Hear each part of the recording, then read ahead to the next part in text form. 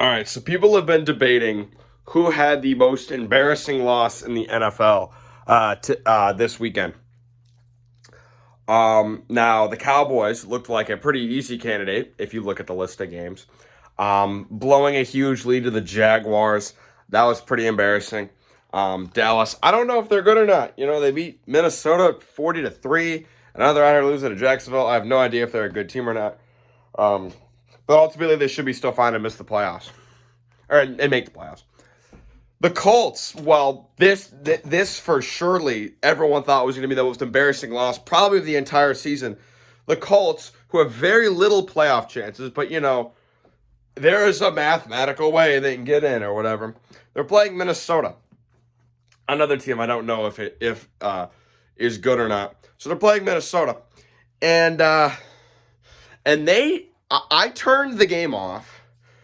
I was watching IU or whatever. I had this game on also. I turned this game off when it was 23-0. The Colts went out and just completely dominated this game in the first half, and apparently they got up 33-0 at halftime. And then they completely blew the game and lost 39-36 in overtime. I think they said that this actually marks the biggest blown lead in NFL history. The previous record being, I think it was the Bills against the Houston Oilers in the playoffs. They were up 35-3. For those doing the math, that is a 32-point lead. This is a 33-point lead.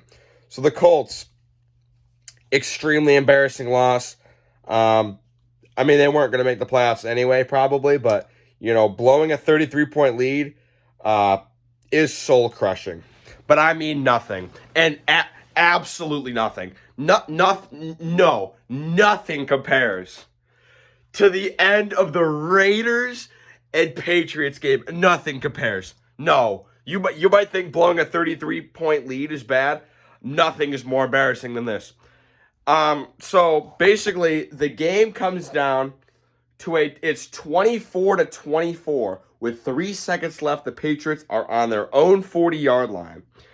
So what they're going to try to do is that we may as well try to score. We got one play left, 3 seconds. They throw it to Ramondre Stevenson, or they hand it off. I can't remember. And he has a lot of room to run. He gets about 20-25 yards. He gets decently down the field. As he's about to get tackled, he pitches it to one of his teammates, okay? So now he has the ball. He's looking around for a place to run. He has nowhere to run. Now you could just step out of bounds, whatever, and just keep the game tied. No, what he does is he turns around and throws the ball back to about the 50-yard line. Now, this makes sense if you're losing.